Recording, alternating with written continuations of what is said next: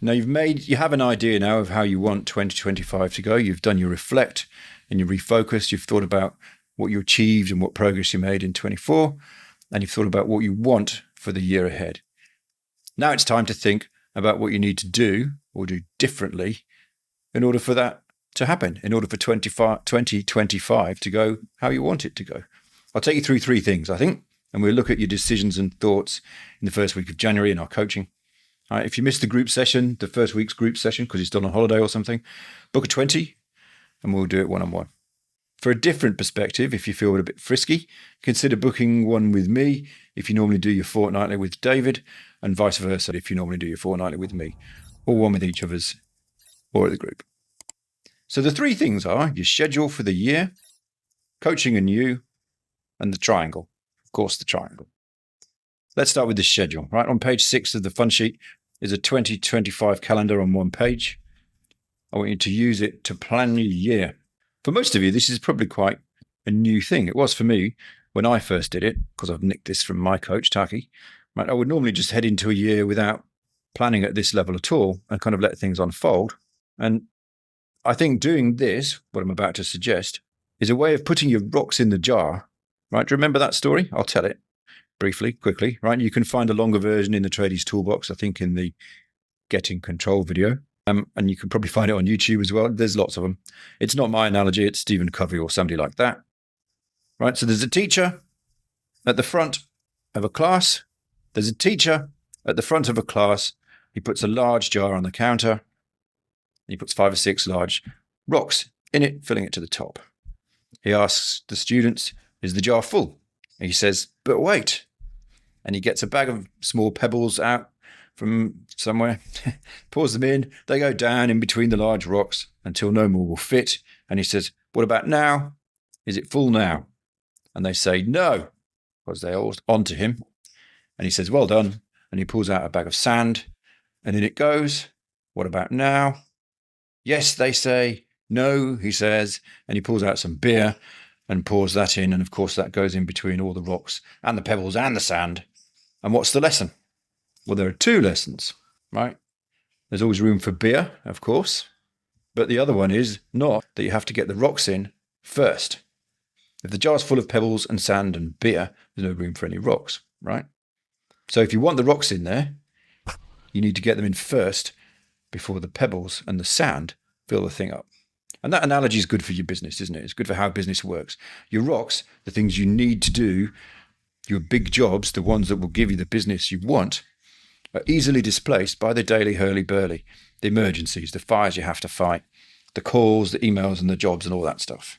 By the pebbles and the sand and the beer, they're easily displaced by that. So you have to get them in first. So in our coaching, we put a lot of effort, don't we, into deciding what those rocks are, making sure you do them. Next, things that I ask about in our weekly coaching sessions that we review and refresh in the intensives. So you've done it for your business. Let's do it for 2025. There'll be commonality between them, okay? But it's a bit different. Now, I'm going to be a bit corny because I'm an and I'm going to start with my intensives. Put them in there. They're your rocks, aren't they? Get them in there so you plan to attend them early and you don't let them get pushed away by busy, okay? 31st March, 1st of April is the first one. 23rd and 24th of June is the second one. Those 2 are both on Zoom, and then Monday and Tuesday. Write them on your schedule, right? And the Byron Bay Intensive is on the 9th and 10th of October in Byron Bay. We've changed the days to Thursday and Friday, so you can work then weekend rather than weekend then work. I did that. I made that little shift with my team. So write those in. Plan around the plan to be to those. The next thing is holidays. How many do you want? How many did you write in your fun sheet when I asked that question just before for 2025? Right, plan them now and write them in your schedule. Talk to your partner, of course, because that's necessary if you're not doing this exercise together. Do you do a Christmas shutdown? Put that in there. I don't want to get too preachy here about holidays, right? These are your goals, after all, not mine. But what tends to happen if you're not careful is you don't take a holiday and then it's Christmas again and you're all grumpy, right? And you're disappointed. So don't do that, right? Most of you said you wanted more time away from your business and more time to be able to have holidays. I'm interpreting that as holidays anyway, at least partly. Plan some holidays now. Standard in Australia is 4 weeks paid holiday, isn't it? So I'm proposing you plan at least 5 weeks over the year. If you put them in there now and you commit to them, right, buy bit tickets and book accommodation, that kind of commitment, you'll probably go because you've committed. And then you'll plan for the business to be okay without you. You only feel like you can't be away because you don't do this. So schedule it and talk to me about that plan for when you're away if you need help. Next, go and mark in the public holidays, the ones for where you live, right? Because there are 9 in New South Wales and 12 or 13 in Victoria and the ACT. So have a look at them, mark them in, and think about which ones you want to turn into a long weekend.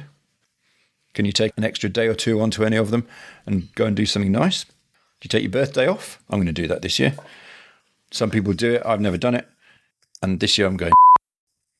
So maybe mark yours on there and think about what nice thing you could do, yours and your partner's. Is there anything else you need to put in there or you want to put in there? Holiday-wise, event-wise. I put my intensives in, of course, but I've also put my business coaches intensives, right, including the one in August in Mexico, so that I make sure I go to those things, right? Michelle and I will take a couple of weeks after that and go and do some traveling around Mexico and enjoy that. And I'll go to Spain to see Mum and Dad probably in September before our intensive in Byron, right, while they're still okay, while I still can. My team are keen for a company global conference in the Philippines, which I'm also pretty keen on, but I won't put it in the schedule yet until I'm sure I can afford it. And I've got to go on holiday with some friends from Sydney. I don't know if you know about this. Right, so I'm going to try and schedule some of those in early as well. So I'll go to them. So next one, right? Do that for yourself. Plan some holidays. Take as many as you can. Okay? Take more than you think you should. Now, let's think about when you can spend time to work on your business rather than in it, fiddling with the pebbles and the sand. Right, how much time can you plan to be away from your day-to-day and working on your rocks? And how are you going to do this? Can you do a day a week off the tools and off the phone? Can you do half a day a week if that's not possible? Can you do, I don't know, a day a fortnight? Can you be away from the desk? Right, mark it on your schedule. Make a decision. Talk to me if you need to. But you know what I'm trying to do, right? Make yourself a decision and commit to it. Make a plan for how you're going to manage it, right? Who's going to manage jobs? Who's going to manage the phone? All that sort of stuff. That's the schedule. My coach calls it preloading your year. Right, let's talk about coaching and you now, okay? I talked about it a minute ago when I talked about how much time you can spend working on your business.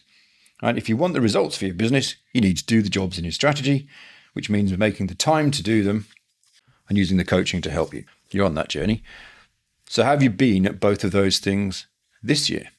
Have you been making the time to work on your business? Have you been engaging with the coaching as well as you could? For most of us, the answer to those two questions is not as much as I could, right? I've not been making the time to work on my business as much as I would have liked, and I haven't been engaging with the coaching as much as I would have liked or as much as I feel like I should have. Last year, I made a commitment to myself to go to my business coach's weekly jam session every week and really work on doing the stuff I needed to do. And I did it, right? I missed a few. Missed them when I was in Spain and on holiday. I think I missed one other. Apart from that, I went to every single one. And it's helped me, right? The rhythm and the commitment and the thinking about what I'm going to do this week and actually doing something every week has really helped me and really helped me drive change in my business, right? I've done a lot of work on it. I've improved a lot of stuff. I spend Monday on my business. I've improved my content, my ads. I've figured out why my marketing funnel isn't flowing like I'd like it to. And I've done some things about making it different and I'm seeing a change. Right, I'm working on how to make the coaching better, and I've had ideas about that. And I'm thinking of new things to talk to you guys about, make my coaching better as well, so you get the results you need. So what are you going to do? How can you spend more time working on your business?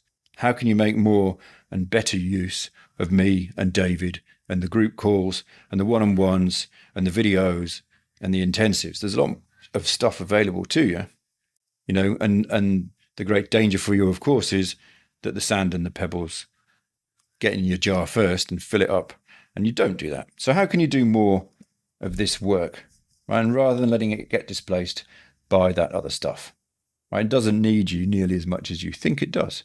So how can you change for 2025? Right? How can you change that? So we'll start with what do you need most right now? Do you need money, capacity, or systems? Because that will drive what you prioritize, won't it? Use that question to help you decide on your priorities as you go around the triangle. So for marketing, what do you need to do next?